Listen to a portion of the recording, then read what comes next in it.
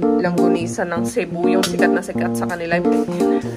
Hi!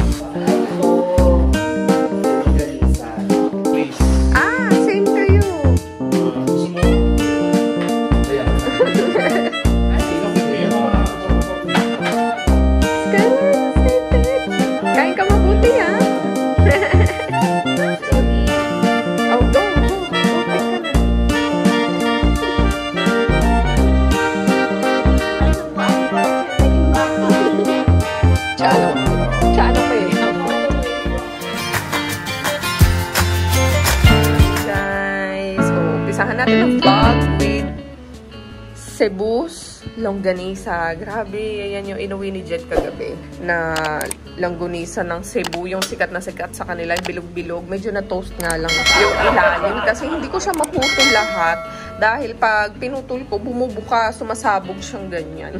Although, bumubuka talaga siya pag niluto sa sobrang nipis ng balot. But anyway, yan. Sarap niya. Dinamihan ko yung mantika para may panglagay sa kanin, malasang-malasa.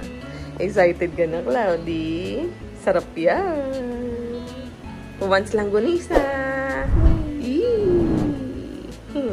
Kamusta? Ha? Scale of 1 to 10, I will rate this 100. 100. Masarap ba?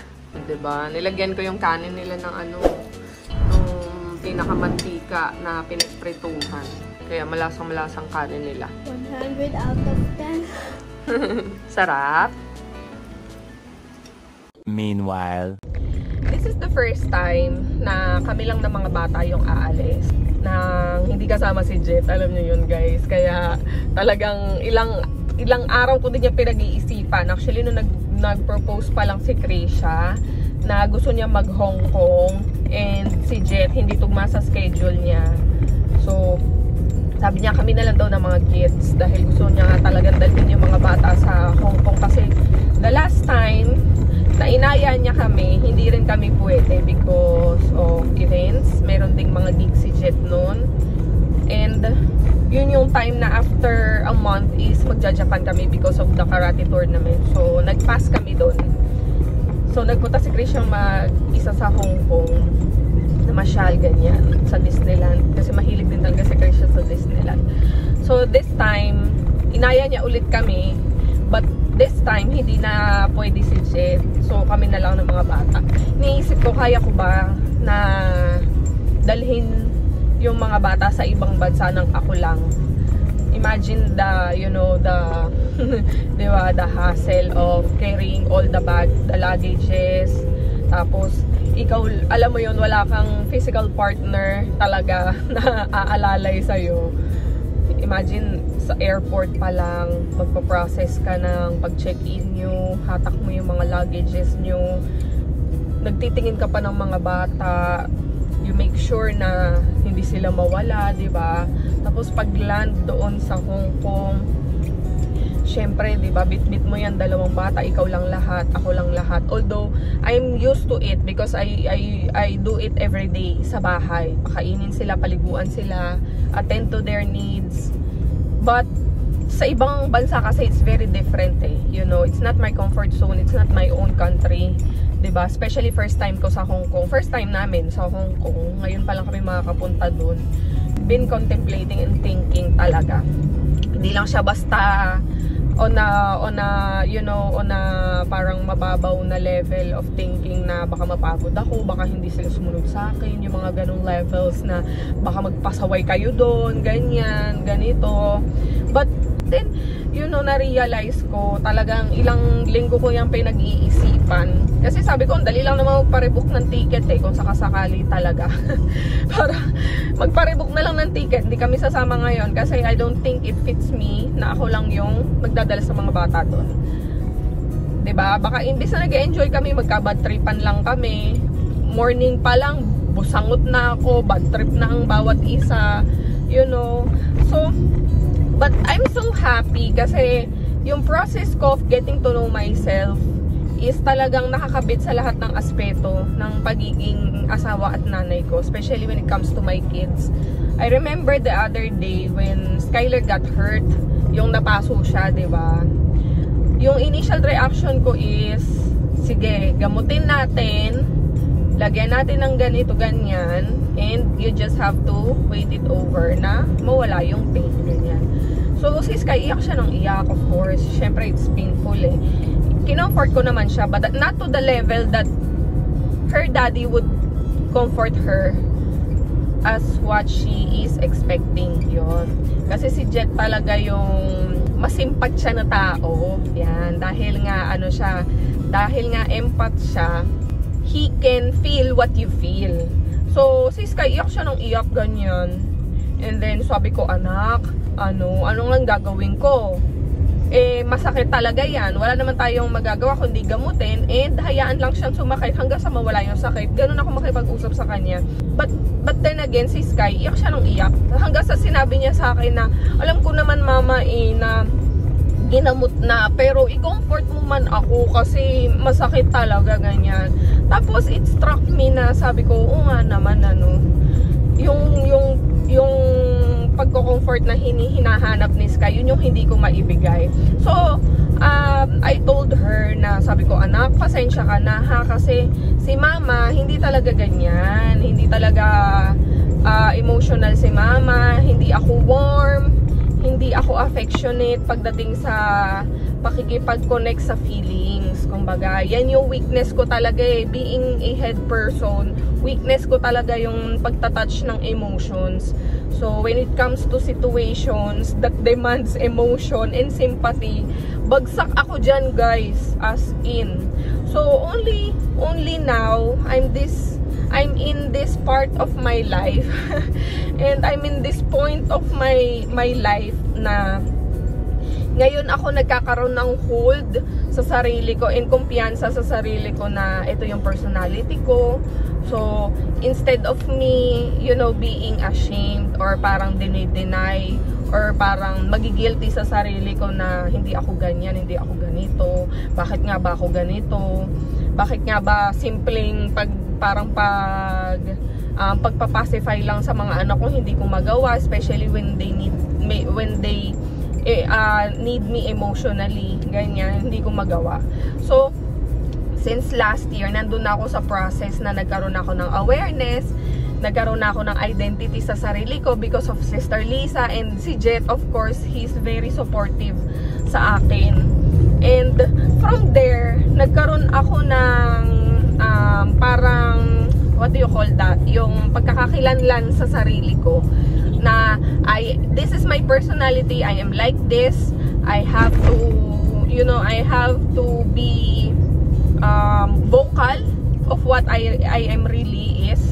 And yung mga situation na ina-apply ko sa buhay ko or mga pinagdadaan kong experiences, kailangan ko talaga siyang i-incorporate sa personality ko, like yun nga nung nasugatan si Sky. Kaya sabi ko sa kanya, humingi talaga ako ng sorry dun sa anak ko nung time na yon na umiiyak siya kasi gusto niya ng comfort. Sabi ko, anak, pasensya ka na ha, i-comfort kita, pero I know na hindi ko mamimit yung comfort na need mo talaga, especially you are feeling the pain, ganyan, you are going through something ganito. Kasi ang personality ni mama, pag kailangan mo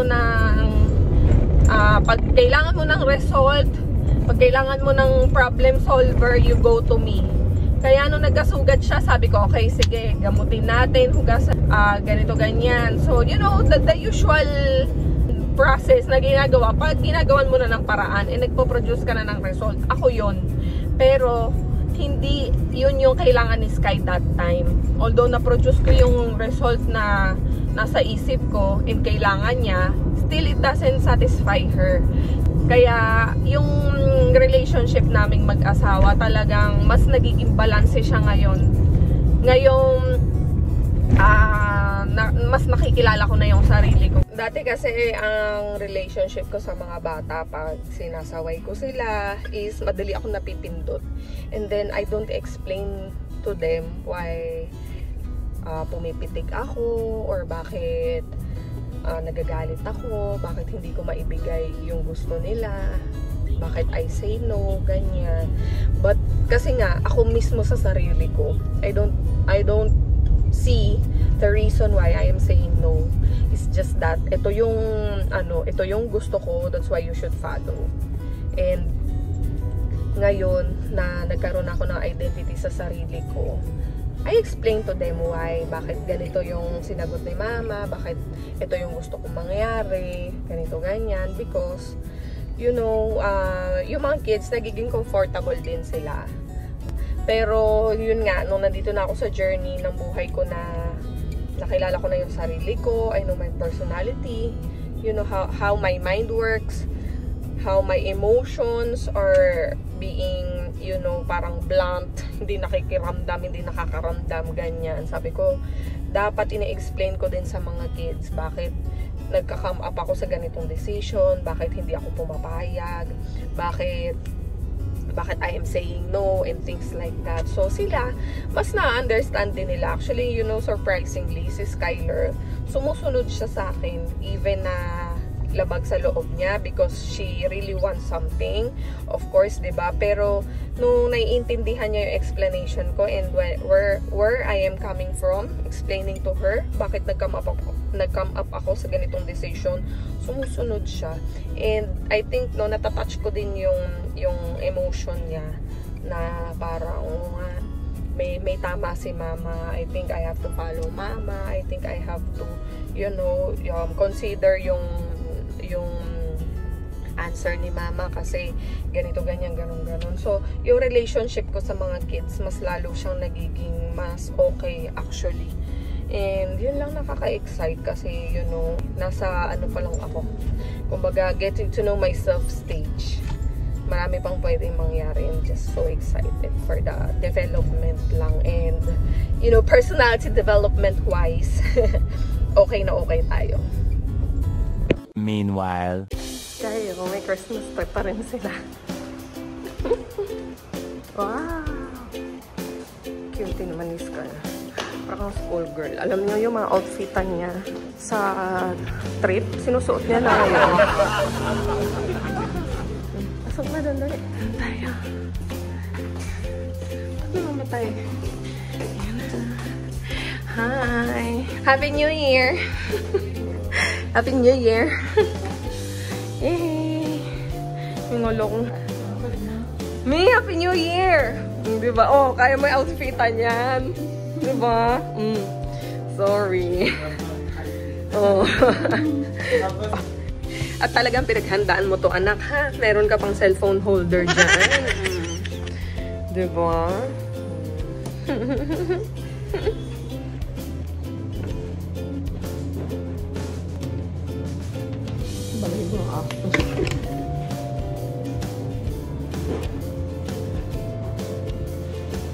Siya nag-connect sa ano. Patay.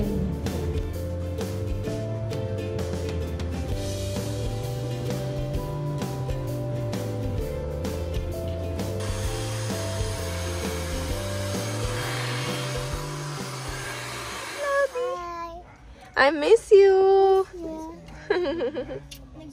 Dito na kami dumiretso, guys. Kaila Carlos kasi nag-aya sila mag-dinner. So, grabe yung hinanda nilang pagkain, sobrang dami. Super excited ako kumain. Ang saya. Hi, Joanne. Pwede. Ayan. Si Joanne matagal na nanonood sa akin. Year 2016 siguro. 2015. 2015 as in the baby pa si Cloud. Si Sky pala, grabe, tagal no. Kaya nung nakita niya si Jet, nagulat siya. Ayan, EA ni Chef Jing. Parang tumaba yung mukha ko pala dito sa gupit ko ng buhok. Ganda mo. Bagay ba? Ayan. Okay ba? Hindi naman nakilala. Oo, sa kumbaga kulay. yan yung ano ng... Talaga, maganda. Ito, yun ang ganisa. Actually, Daming pagkain. Wow! Meron tayong place. Ah, same kayo. Gusto mo? Diyan na lang. Clear mo yan, ears. Wow, dami food. Kangko. Ito yung location. Shabu-shabu.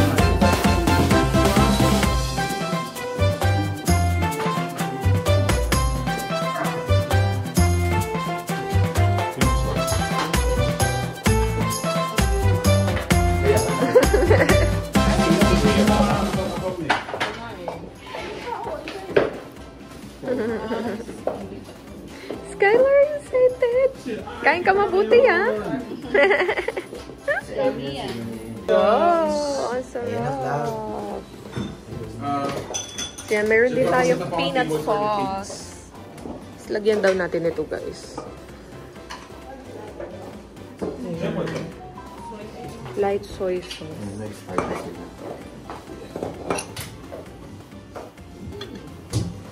Ayan.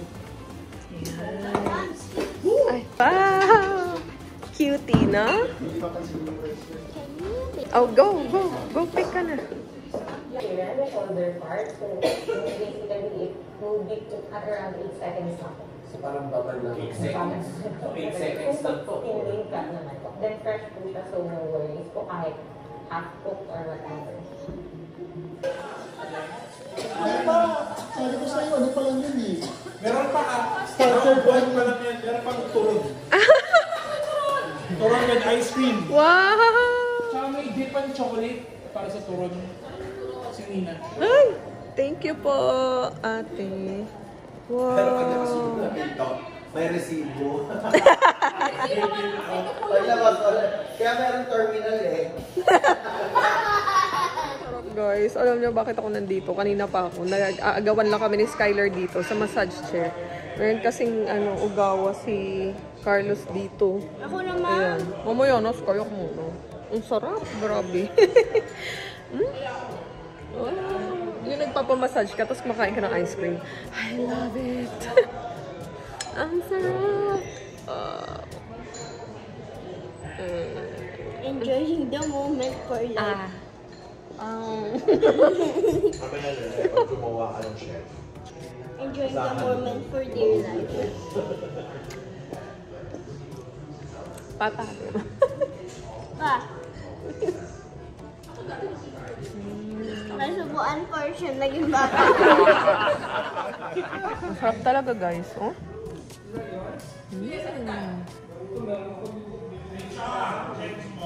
Ayan, panlaban. Wow. Masarap, guys.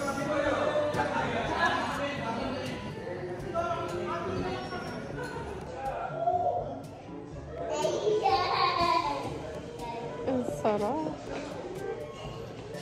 Basta ako nag-jog na ako, medyo less guilt to kasi pinagpawisan ako kanina, na-burn ko yung mga Meron na ulit space.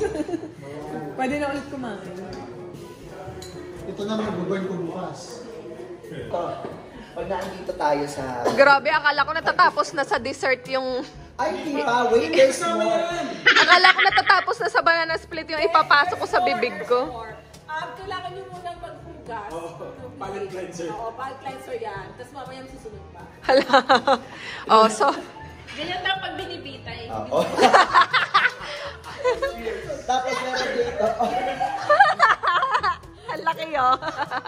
So ito yung tsaa na to, sabi niya one of the best, sabi na ni Chef, yung caramel tea, cream caramel tea. Wow! Creme pala. TWG pala Kasi yan. ako doon ako sa is sticky. Alam mo, Sir Ferdy? Ay, di mo pa nakwento kasi hindi ko pa pala nakwento. Kain kami ng ulam. Dali, tignan mo na. Guys, susubukan natin itong tsaa.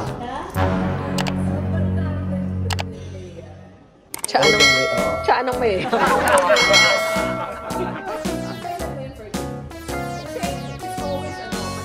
Tama na. Gusto ba nila?